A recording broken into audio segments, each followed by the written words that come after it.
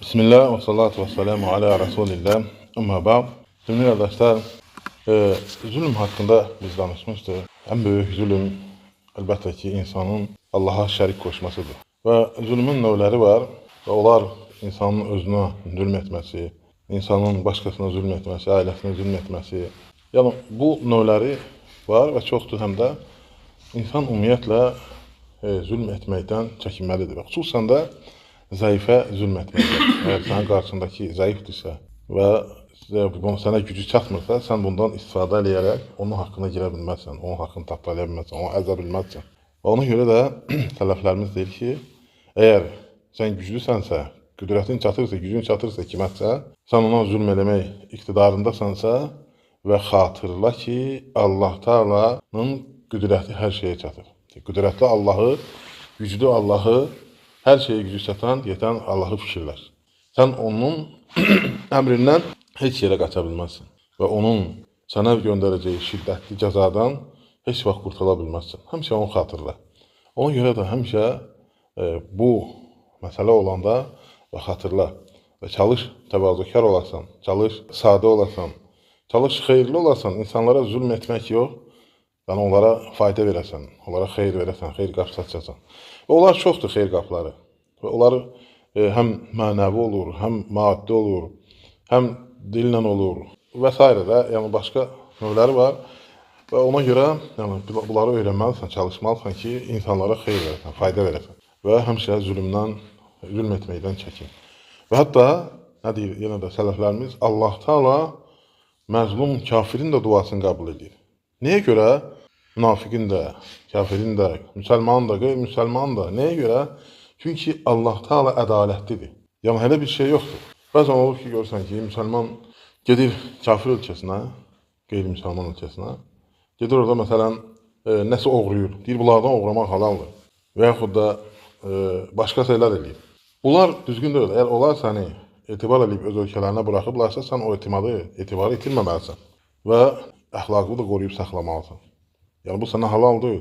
Və hətta Allah Subhanahu Taala əgər deyir, müsəlmanlarla kafirlər üz-üzə gələrlərsə, yəni döyüşərlərsə, əgərləri müsəlmanlar kafirlərin günahı eynidirsə, eyni dərəcədə günahkardırlarsa, Allah Taala qalibiyyəti onlara verər. O deməkdir ki, sən müsəlmansansa, sənə hər şey caizdir və sən qalibiyyət sənindir. Yəni, əgər sən günahkar müsəlmansansa, yəni doğru yolda deyilsənsə, zalimsənsə, həm böyük zülmdə şirkdir dedik, eləyirsənsə, yəni heç bir şeydə sənə güzəş yoxdur. Sən elə bilmə ki, sən yəni ali bir nəsilsən, ali bir nümayəndəsən.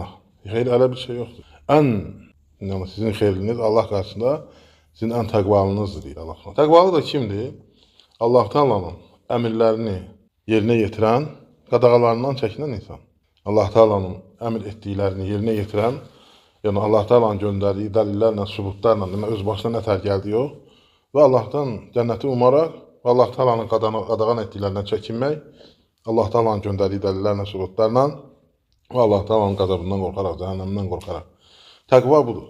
Yəni sizin də ən xeyriniz təqvalınızdır. Yəni təqvalı da odur ki, təqvalı insan heç vaxt zülm eləməz. Təqvalı insan əxlaqda zidd olmaz. Təqvalı insan başqasının haqqına girməz. Təqvalı insan dində oynamaz və s. və s. Ona görə də inşallah biz də çalışmalıyıq ki, bəzən olur ki, hələ bilir ki, biri yəni zülm eləmək ancaq kimisə hansısa bir güclüyə aiddir. Yox, insan öz nəfsinə, öz bədəninə belə zülm edir. Yəni, öz bədəninə belə zülm edir. Əgər sən məsələn o bədənin qaydına qalmırsansa, sən ona artıq zülm eləmiş olursan, ona zülm etmiş, əziyyət vermiş olursan, olmaz. Hətta ibadətlərdə belə. Nə gəlib o din etməlisən. Bəzən olur ibadətlərdə biri görürsən, çıxıb oturur günün altında ki, əziyyət çəksin, savab qazansın. Və yaxud da məsələn, normal şəhərin yerdə ibadət eləmək lazımdır, çıxıb gün altında edir ki, orada savab qazansın. Yox, elə şey yoxdur. Yəni, onlar hamısı olduğu kimi olmalıdır, gözəl şəkildə. Allah Taala bizi zülm etməkdən və zülm olmaqdan qorusun. Və Rasulullah sallallahu əleyhi və səlləm həmişə nə deyir? Allah'a sığınardı, nə deyir? Zülm etməkdən və zülm olmaqdan. Həm zülm etməkdən və zülm olmaqdan da Allah'a sığınardı.